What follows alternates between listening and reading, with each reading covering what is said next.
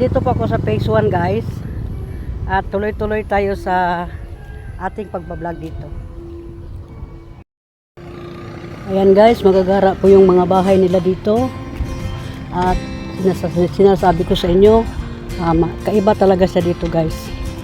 Yung mga model ng mga bahay nila. Ang gagara talaga. At hindi ko alam kung anong kali ito guys. Basta lakad-lakad lang ako dito banda. Di ba maganda siya? Ayan, nagtatanim sila dyan ng mga talong. May mga talong guys. Ayan, maraming bunga, hindi pa nila hinaharvest. Ang nakagandahan pala dito guys is pwede ka na magtatanim-tanim. Ayan oh, yung niyog, ang daming bunga. Yan, nakita niyo yan. At ayan yung bahay, maganda. Yan oh. So nagtatanim sila dyan guys. At sobrang lawak pala dito sa lugar nito. Ayan oh, lot for rent. Kung baga pwede pala dito na iparenta mo yung magrenta ka ng lote. So andyan may mga mais na hindi pa nahaharvest.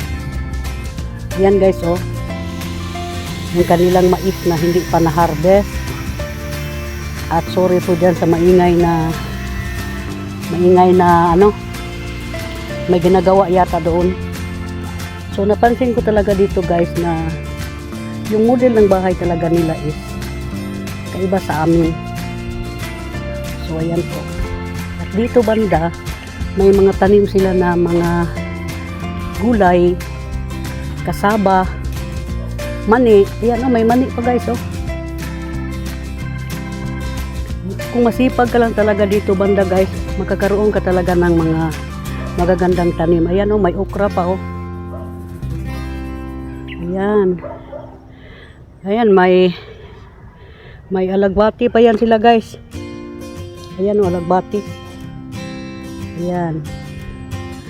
Kung masipag ka lang talaga sa bandang ito guys, banda rito, ano talaga, mabubuhay ka talaga na hindi ka lagi nagbibili, no? So ayan, ang ganda ng surroundings dito ni ate dito. Ayan oh, may mga bulaklak. Meaning to say, masipag ang mga tao dito guys. Napansin ko din, ayan, magandang bulaklak yan guys oh.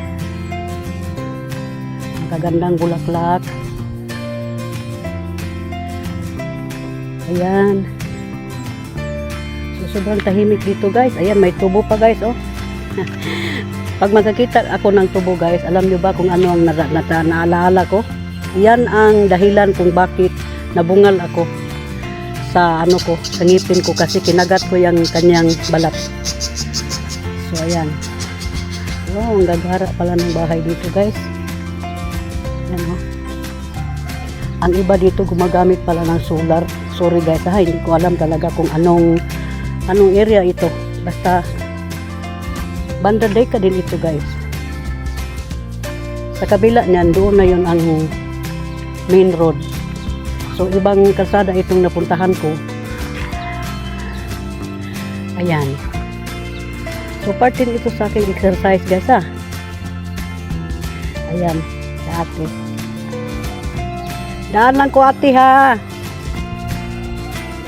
I-vlog lang. Nindot inyong balay. Oh, nag-vlog ko ma'am. Nag-walking man good ko niya sa akong walking.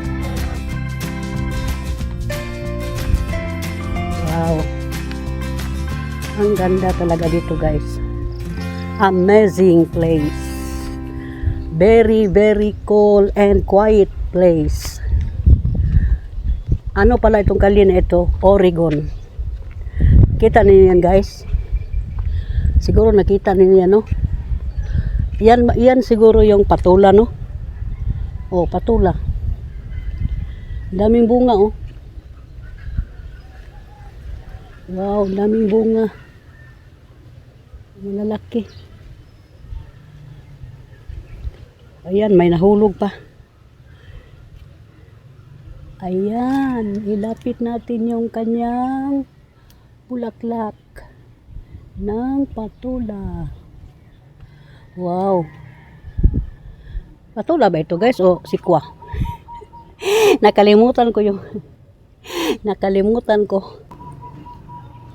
Ay, Diyos mio, Marimar. May aso na naman. Ang lawak talaga dito guys. Oh. So, parang babalik na ako guys. Babalik na tayo kasi nga may aso. Ay, magandang bulaklak dito. Alam mo talaga yung tao na masipa guys, no? Kasi na makita mo yung marami siyang tanim, halaman, ganon. Ganon, ang daming okra. Aha. Ayun, may aso. So, babalik na tayo guys.